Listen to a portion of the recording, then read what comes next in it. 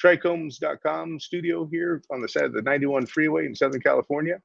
And we're starting a little bit late, and that's because this morning, walking down the stairs, I slipped and fell and broke my toe. So this is the newer part of the format, and we're going to be switching again from the morning buzz that you guys have all known with us to this live format, so we can get a little bit more into the comments. And we are going to be shooting for 7 a.m. PST.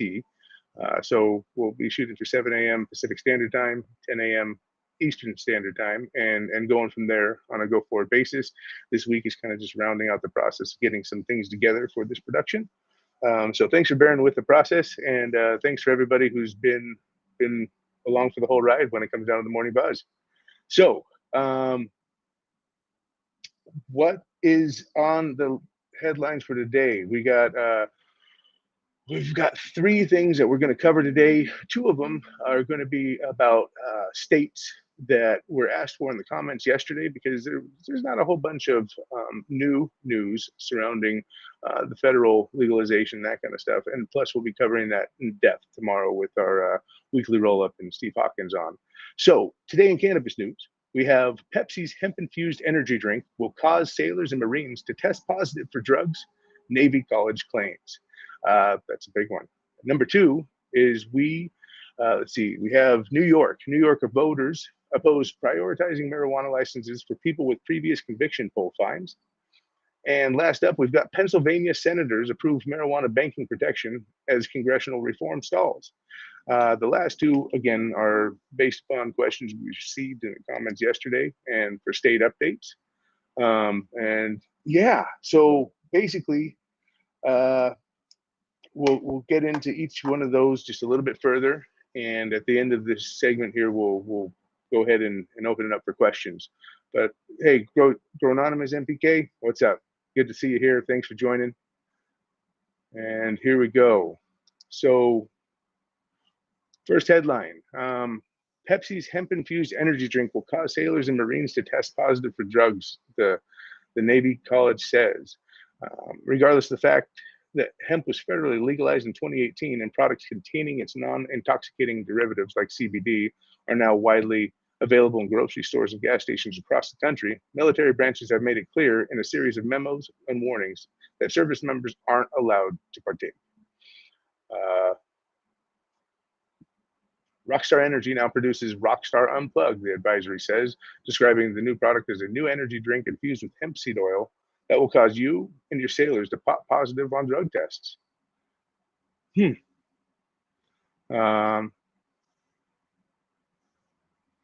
Military branches have stressed while hemp is now legal, the Food and Drug Administration has not developed regulations allowing for the marketing of cannabinoid-infused drinks or foods, therefore may be at a risk of mislabeling that could lead service members to inadvertently consume detectable levels of THC on a drug test.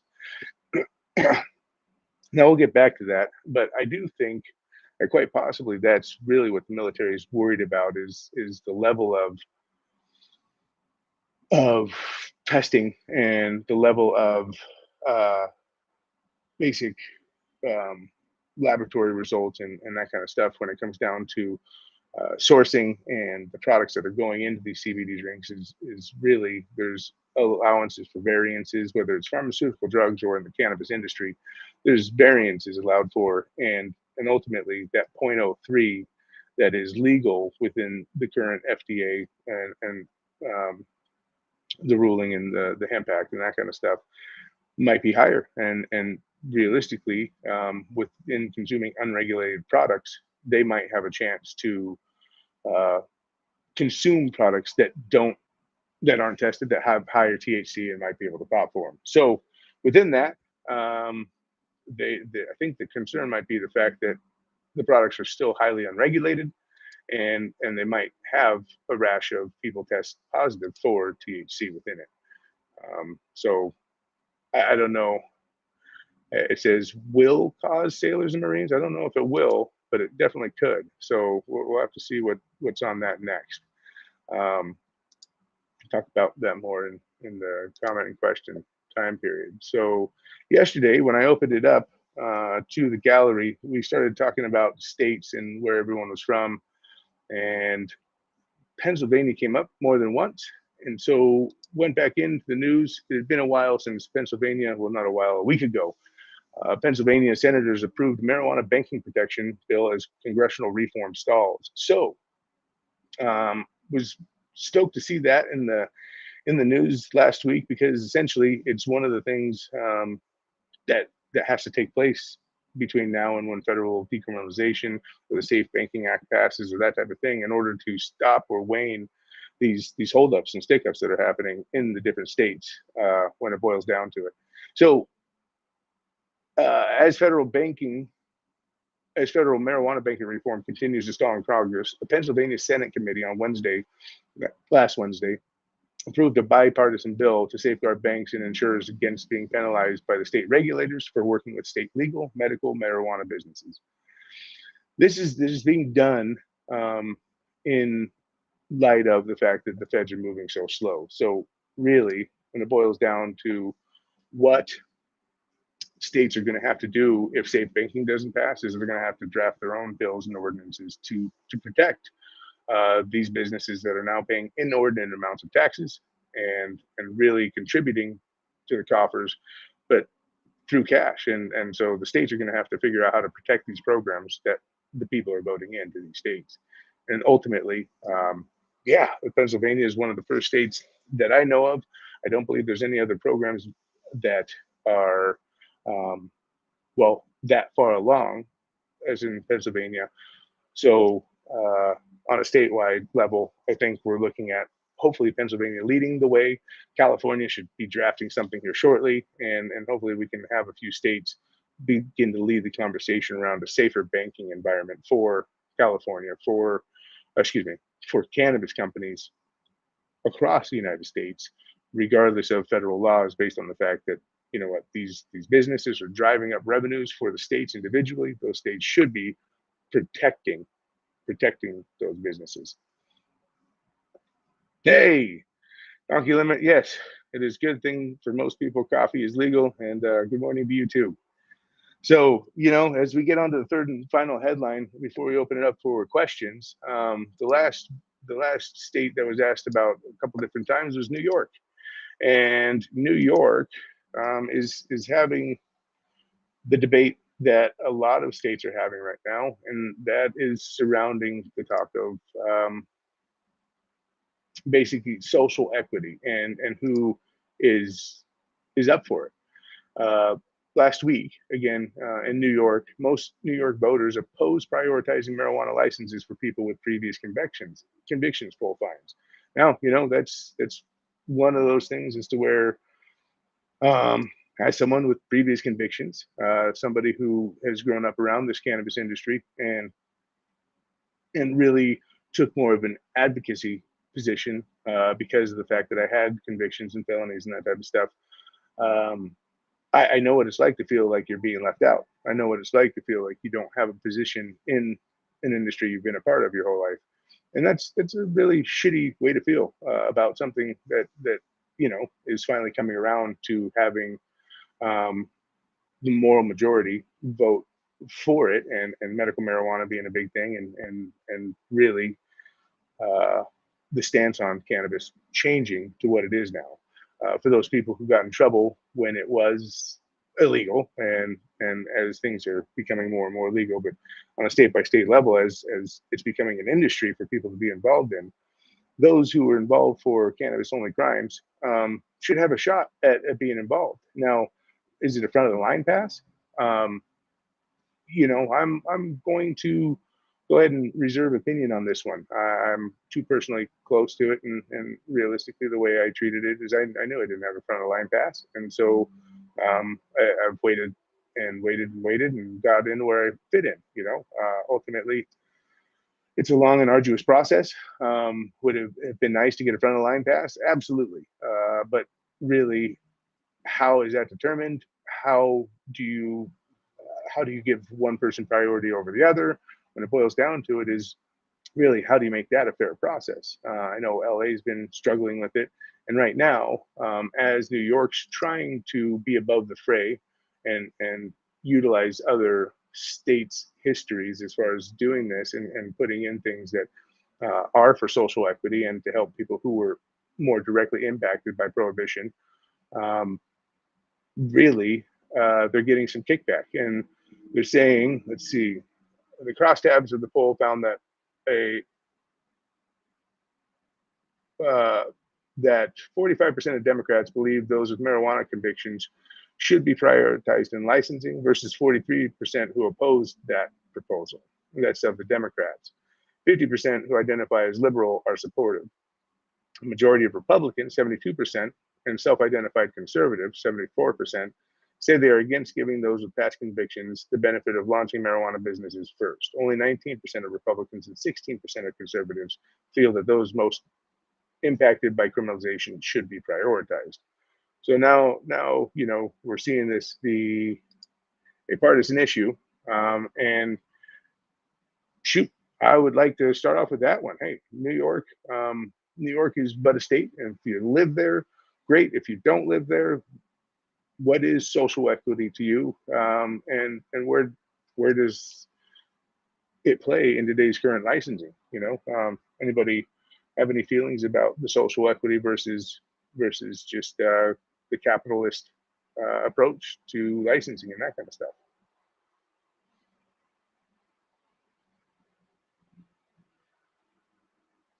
So yeah, I'll leave that open in the comments and go ahead and weigh in if you have a second on that one. But long and the short is, yeah, that's what's going on in the states that were requested from yesterday.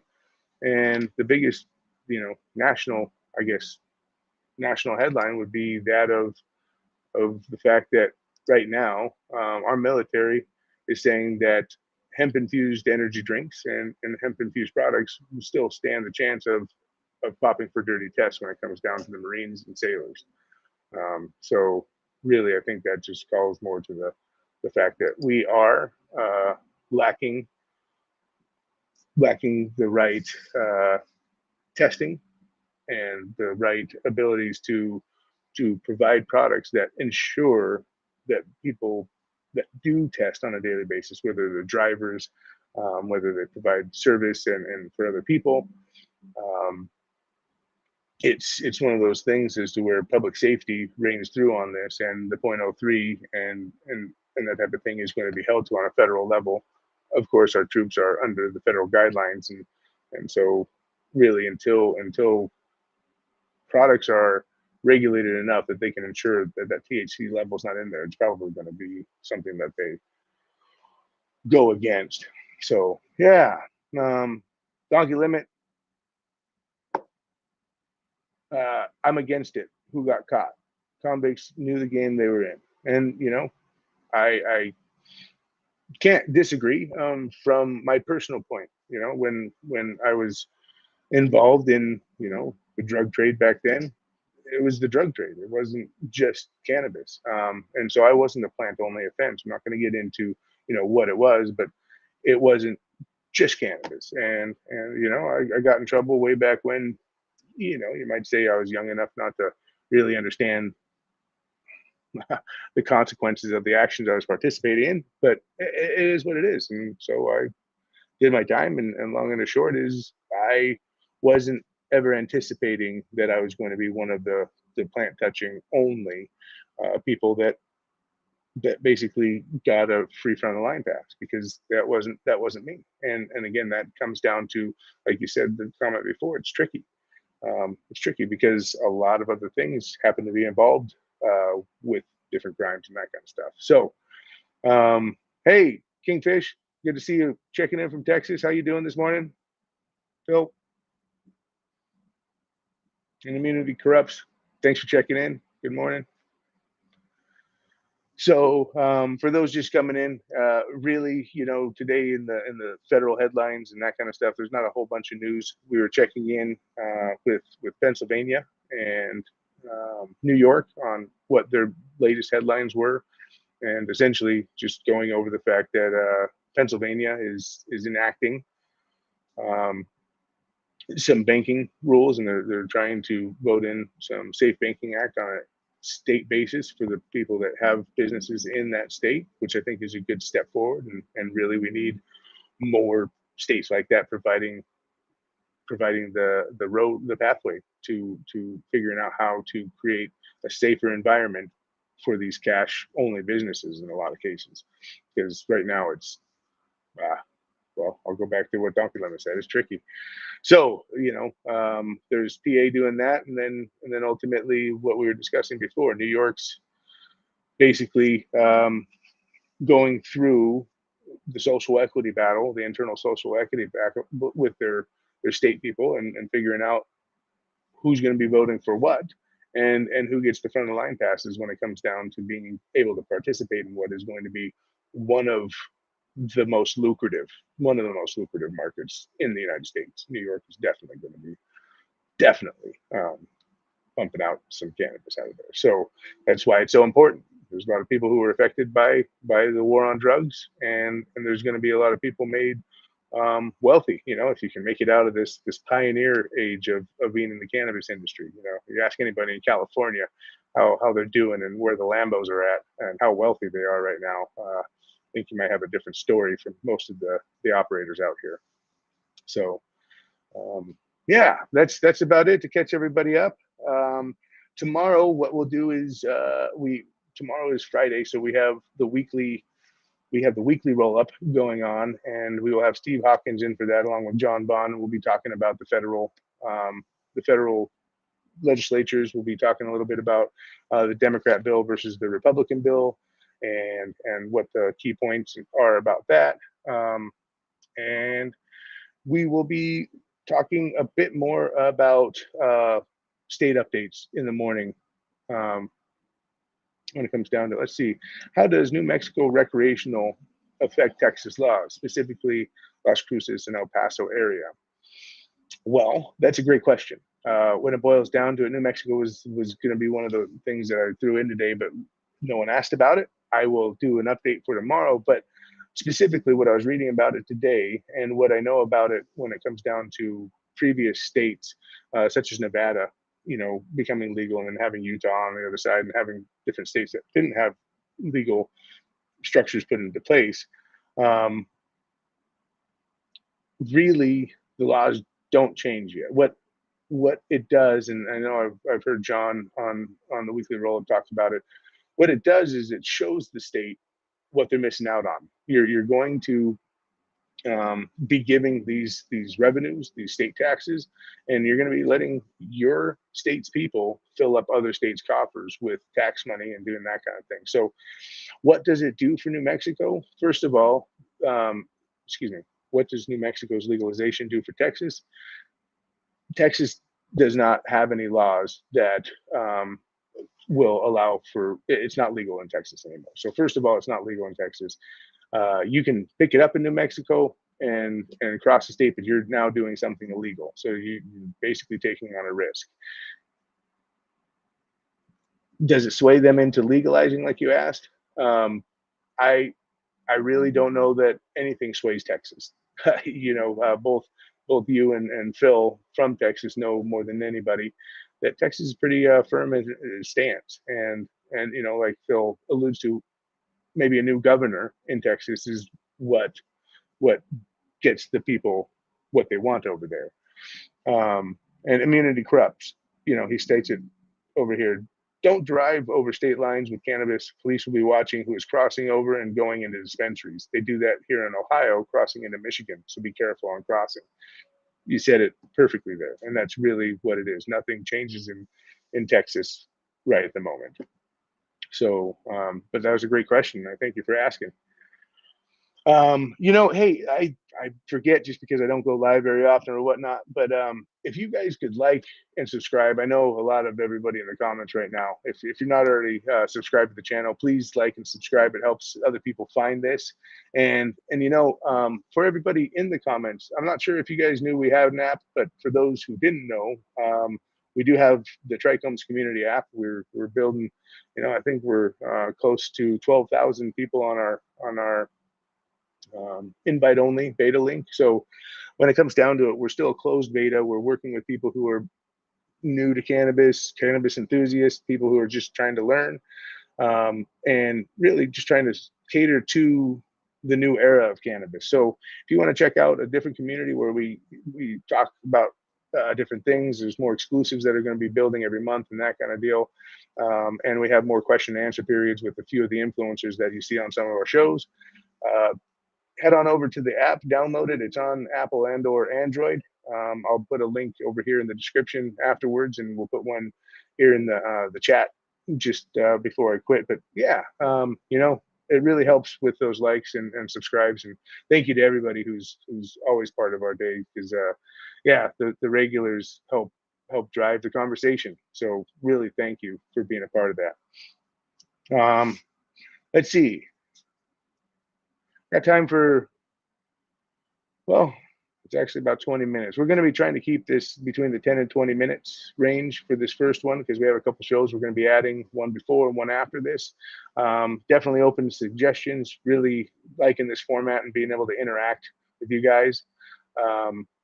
And yeah, look forward to this new ability to interact with you, and then take it on to the next level. Tomorrow, we will do state updates in the morning, unless there's anything federally to talk about that breaks between now and then. And then make sure to set the reminder for the weekly roll up, because we've got a couple of great people on. John Bond, who's a co-host, and Steve Hawkins, who, he's a regular on the show, so we call him a co-host as well, because we really like his insights, and he's right there, boots on the ground in Washington, D.C., as he's been for quite some time on behalf of cannabis through the Marijuana Policy Project, and now as the president and head of the USCC, which is the United States Cannabis Council. So, hey, look forward to seeing you guys tomorrow. Thanks for tuning in today, and have a great day. Look forward to seeing you tomorrow. Bye, everybody.